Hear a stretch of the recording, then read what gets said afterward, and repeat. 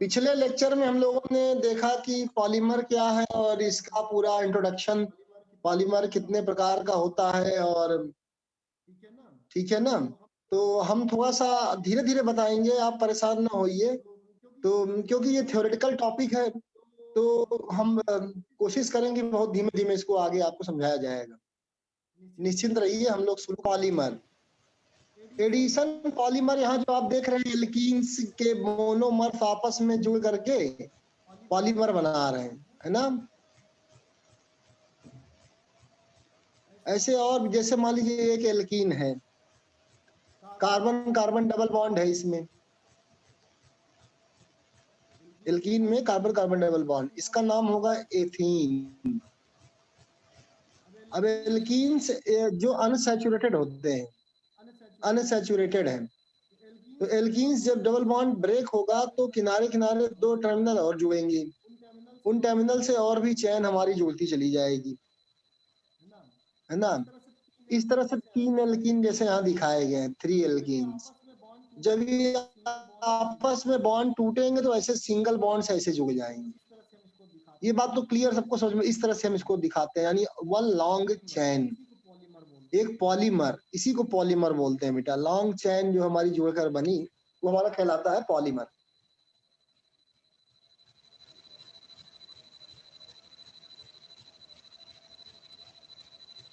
होता है। आगे हम देखेंगे कि वास्तव में इसमें जो रिपीटिंग यूनिट है वो एल्कीन का एक मॉलिक्यूल है। तो एल्कीन क्या है? ये हमारा एक द्विबंध युक्त कार्बन है, यानी कार्बन कार्बन के बीच डबल बॉन्ड है। एल्कीन, इसे हम एथीन कहते हैं, आईयूपीएसी नाम। डबल बॉन्ड होने के कारण ये अनसैचुरेटेड है। अगर डबल बॉन्ड ब्रेक होगा तो इस तरह से सिंगल बॉन्ड में कन्वर्ट हो जाएगा, जो ये अलाउ करता है कि और भी कार्बन हमारे जुड़ जाए। यहाँ पर देखिए 3 एल्कीन मॉलिक्यूल हैं, तीनों जुड़ करके एक लंबी श्रृंखला वाले यौगिक में लॉन्ग चैन का निर्माण कर रहे हैं, जिसे हम पॉलीमर कहते हैं, है ना। ये इसमें कैटलिस्ट का प्रयोग करके भी हम इसे बहुत स्पीड में रिएक्शन करा सकते हैं, यानी मोनोमर से पॉलीमर में कन्वर्जन कर सकते हैं। तो मोनोमर से कन्वर्जन में हमारा जो है मोनोमर का किसी कैटलिस्ट या बाह्य कंडीशन जैसे प्रेशर, टेम्परेचर के प्रभाव से लंबी श्रृंखला में बनने की प्रक्रिया बहुलीकरण कहलाती है। अंग्रेजी में जो इस तरह से उत्पाद मिलता है उसे बहुलक कहते हैं या पॉलीमर अंग्रेजी में बोलते हैं। एकलक से बहुलक में कन्वर्जन बहुलीकरण कहलाती है। तो हम लोग और आगे बढ़ते हैं और भी एग्जाम्पल देखते हैं।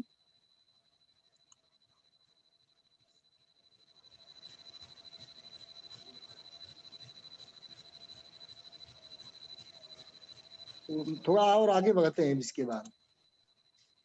तो इसमें देखेंगे हम लोग ये जो रिएक्शंस है इसमें कई 100 मॉलिक्यूल्स भी जुड़ सकते हैं, जरूरी नहीं कि 2 ही 3 जुड़े, हजारों लाखों मोनोमर जुड़ते हैं। तो इसलिए हम इसको डिनोट करते हैं एन से। एन मतलब नंबर ऑफ मोनोमर, और रिपीटिंग यूनिट हमारी यही होती है, इसलिए इसको ऐसे दिखाते हैं, लंबी श्रृंखला न दिखा के रिपीटिंग यूनिट के रूप में दिखाते हैं। तो रिपीटिंग यूनिट जो हमारा आप देख रहे हैं ध्यान से, तो हर एक एल्कीन का जो बीच का भाग है वो रिपीटिंग यूनिट में आता है, यानी same group as are in the monomer. तो एक तरह से देखा जाए तो रिएक्शन हमारी इस तरह को फॉलो करेगी, यानी एल्कीन के एन अणु कैटालिटिक और प्रेशर आदि के उपस्थिति में उसके प्रभाव से रिपीटिंग यूनिट ऑफ मोनोमर यानी एकलक के लंबी श्रृंखला वाले यौगिक में कन्वर्ट हो जाते हैं, उन्हें हम बहुलक कहते हैं। तो इस तरह से एथिलीन का पॉलीथीन में बनना हमारा एक योगात्मक बहुलक का उदाहरण है।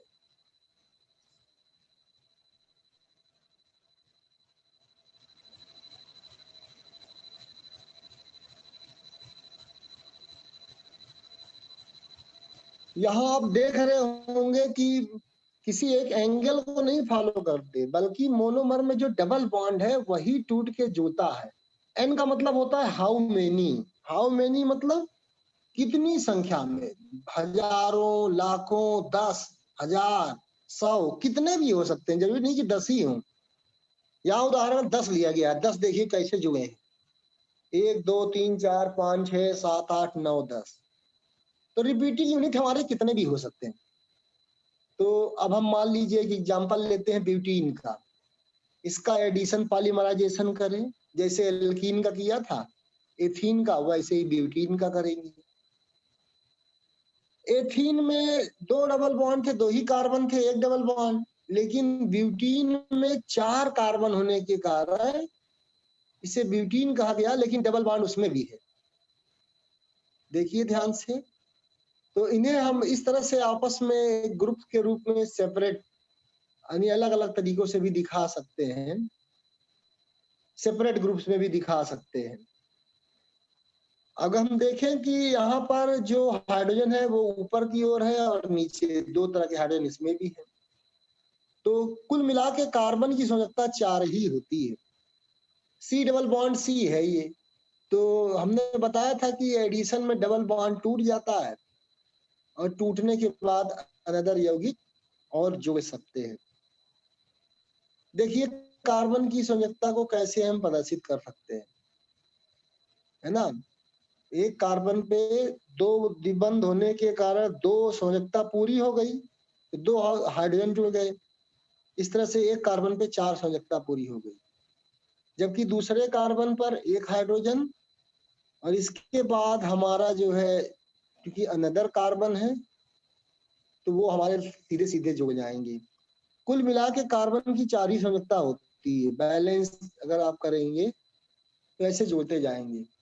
तो ये जो सिंपलीफाई अगर हम करेंगे, ये CH2CH3 या C2H5 लिख सकते हैं इसको। इसको हम C2H5 लिख सकते हैं। आप समझ रहे होंगे कि इसकी बात हम कर रहे हैं। ये जो यूनिट है, ये वाली जो यूनिट है, इसको हम लिख सकते हैं C2H5।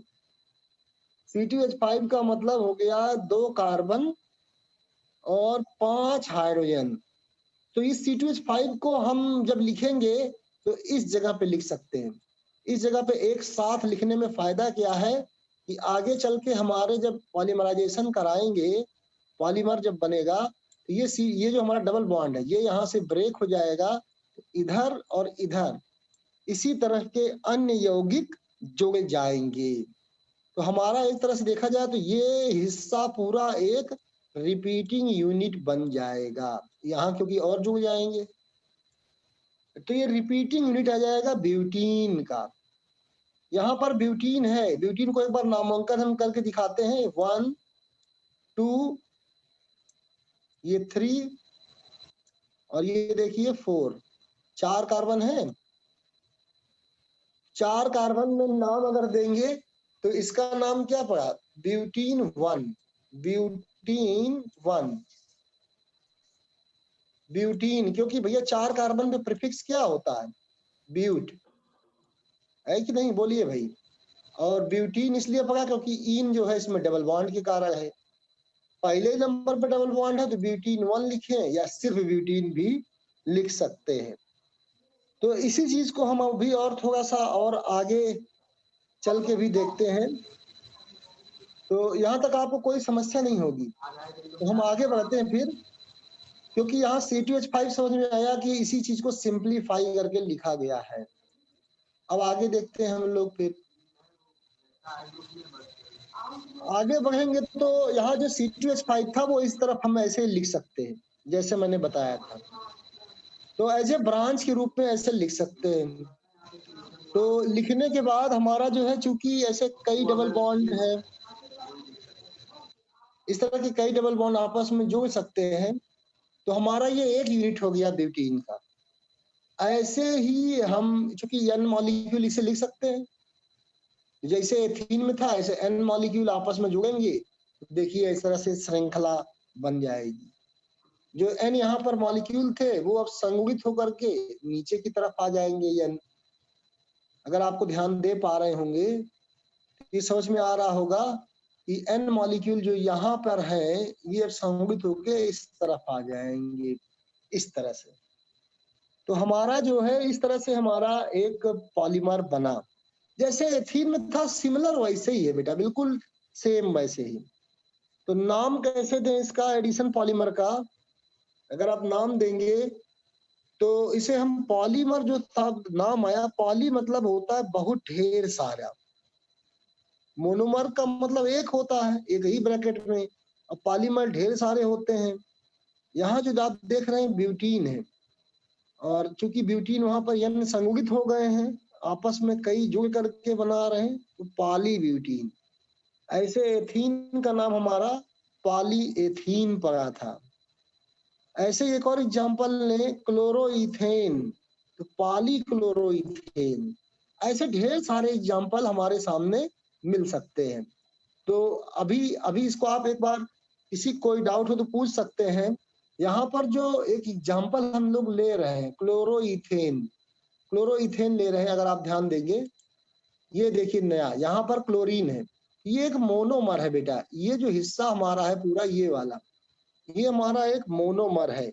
अगर आपको ध्यान से देख पा रहे हैं ये मोनोमर है, और ये जो n मॉलिक्यूल है ये n ये शो कर रहे हैं कि 10 की संख्या हो सकती है, 20 भी हो सकती है, 100 भी हो सकती है। ये उस तरफ जा करके आपका जो डबल बॉन्ड था वो टूट गया और एक लंबी श्रृंखला के रूप में ऐसे जोड़ते जाएंगे। अगर आप n हटा दोगे ना तो हम यहाँ पर और भी जोड़ सकते हैं ऐसे, CH जोड़ सकते हैं ऐसे, यहाँ भी H था ऐसे जोड़ा गया था H, है ना। आगे भी आपका जोड़ेंगे तो C के साथ Cl भी हो गया जैसे, क्योंकि रिपीटिंग यूनिट है ना बेटा, तो बार बार जोड़ेगा ऐसे रिपीटिंग यूनिट में, H भी हो गया और आगे डैश। तो कहने का मतलब n इसीलिए लगाया जाता है क्योंकि ये रिपीटिंग यूनिट ही है। देखिए ये भी रिपीटिंग यूनिट ही है। तो ढेर सारे मोनोमर की जो रिपीटिंग यूनिट होती है वो आपस में जुड़ करके ऐसा बनाते हैं। तो इसीलिए हमारा जो ये n यहाँ पर लिखा होता है उसकी संख्या हमारी 10 अगर होगी यहाँ, तो हमारा जो ये संगुणित होकर के n इक्वल टू यहाँ 10 लिख दिया जाएगा। ये 100 भी हो सकती है, 1000 भी हो सकती है। तो यहाँ पर 3 एग्जाम्पल आपको दिखाए गए, और इसको मुझे लगता है आपको एडिशन पॉलीमर समझ में आया कि एडिशन का मतलब ही होता है कि मोनोमर का हमारा जो है एक बृहद अणु में बनना, वो भी योगात्मक प्रक्रिया द्वारा, योगात्मक बहुलक या योगात्मक बहुलीकरण कहते हैं। तो हम लोग फिर अब और आगे बढ़ते हैं। आप लोग बात में बता रहा हूँ, प्रेशर का इस्तेमाल जो हो रहा है वो ये शो कर रहा है कि जितने स्मॉलर मोनोमर होते हैं, मेथेन चाहे वो एथिलीन हो, एसिटिलीन हो, यहाँ तक कि ब्यूटीन तक के जो अणु होते हैं वो सभी गैस फॉर्म में होते हैं। तो गैसें तो रिएक्शन करती नहीं क्योंकि उनके अणु बहुत गतिशील होते हैं, है ना। तो अंडर प्रेशर की कंडीशन में होने के कारण ये सारे मॉलिक्यूल्स आपस में उस प्रेशर के प्रभाव के कारण रिएक्शन करते हैं। अगर हम प्रेशर रिलीज कर देंगे तो ये तो फैल जाएंगे, दूर दूर तक फैल जाएंगे, तो रिएक्शन ही नहीं होगा। तो यानी कंडीशन हमें देनी पड़ती है, दबाव है। अभी जो उदाहरण हम लोग देख रहे थे वो एडिशन पॉलीमर का था। अब जो हम लोग एग्जांपल देंगे वो कंडेंसेशन यानी संघनन बहुलक में हमारा जो है इस तरह से कुछ आएगा कि कार्बन कार्बन के बीच बॉन्ड भी है, और ये देखिए ईस्टर लिंक है, COO ईस्टर होता है, यानी पॉली ईस्टर हम लोग बनाने के लिए ये देख रहे हैं, बहुत इंपॉर्टेंट रिएक्शन है ये पॉली ईस्टर का बनना। ये ईस्टर लिंकेज है। अब ईस्टर लिंकेज कैसे बना, ये जो आप देख रहे हैं ये छोटे छोटे मॉलिक्यूल है ना, छोटे छोटे मॉलिक्यूल एक लंबी श्रृंखला में जुड़े हुए हैं, ये एक चैन के रूप में है। अगर हमारे दो अलग अलग कलर के हैं तो दो डिफरेंट मोनोमर जुड़े हैं, क्योंकि कंडेंसेशन में दो डिफरेंट होते हैं। जैसे देखिए यहाँ पर डाई कार्बोक्सिलिक एसिड एक मोनोमर लिया गया और एक लिया गया डाइऑल। तो मैं यहाँ बताना चाहता हूँ कि यहाँ पर जो पॉलीस्टर है, पॉलीस्टर दो डिफरेंट मोनोमर से बनते हैं। हमने आपको पहले भी बताया था कि जो योगात्मक बहुलक होते हैं वो एक ही प्रकार के मोनोमर से बनते हैं, लेकिन जो संघनन बहुलक होता है दो अलग अलग मोनोमर से बनते हैं और दोनों मोनोमर अलग अलग प्रॉपर्टी यानी गुण वाले होते हैं। यहाँ पर देखिए एक लंबी श्रृंखला है जिसमें दो अलग प्रकार के मोनोमर हैं। उनमें से एक है डाई कार्बोक्सिलिक एसिड यानी C OH ग्रुप वाला है और एक तरफ है डाइऑल मोनोमर यानी 2 OH ग्रुप है। वो कैसे जुड़ते हैं? संघनन की प्रक्रिया में एक वाटर मॉलिक्यूल एलिमिनेट होता है। अगर हम इसको देखें ध्यान से, जब हम इसमें कंडीशन लागू करेंगे तो ये जो H है, ध्यान दीजिएगा सभी लोग, ये जो OH का H है और इसका OH ये आपस में मिल करके एलिमिनेट हो जाते हैं बेटा, है ना। ये H2O के रूप में अलग हो जाएगा क्योंकि H और OH क्या हो गया? H2O। ये H2O के रूप में एलिमिनेट हो जाता है। एलिमिनेशन का मतलब अलग होना। तो इस तरह से ये एलिमिनेट हो जाएंगे और आगे चल के यही आपस में कार्बन जो डबल बॉन्ड O था, मैं पूरा नहीं दिखा रहा हूँ, सिर्फ इतना दिखा रहा हूँ, C डबल बॉन्ड O और ये OC यहाँ वाला ये जो है, यानी इस कार्बन को दिखाया है और इस कार्बन को दिखाया है ओनली यहाँ पर। ये दोनों कार्बन आपस में ऐसे जोड़ जाते हैं, बाकी सब ग्रुप ऐसे ही लगे रहेंगे उनके, बाकी सारे ग्रुप जो जैसे थे वैसे ही लगे रहेंगे इसमें, है कि नहीं। तो कंडेंसेशन में एक मॉलिक्यूल एलिमिनेट होता है और ऐसी श्रृंखला जोड़ती चली जाती है। हम इसको बारीकी से देखते हैं।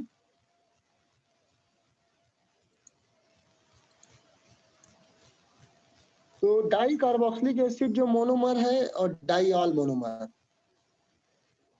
ये दो हमारे मोनोमर हैं। बाकी जो मॉलिक्यूल है वो रेस्ट ऑफ द मॉलिक्यूल है। कैसे रिएक्शन होता है ये हमको इसमें ध्यान देना।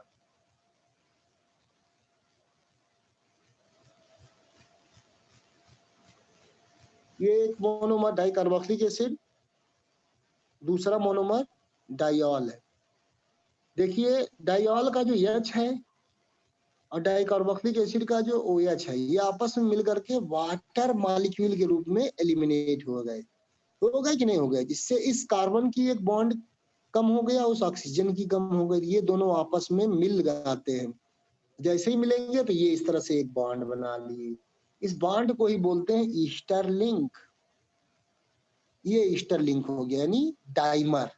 डाइमर बोलेगा क्योंकि दोनों मोनोमर आपस में जुड़ गए, दोनों मोनोमर जुड़ गए इसलिए डाइमर बोलते हैं, है ना। इसे ही रिपीटिंग यूनिट बोलते हैं।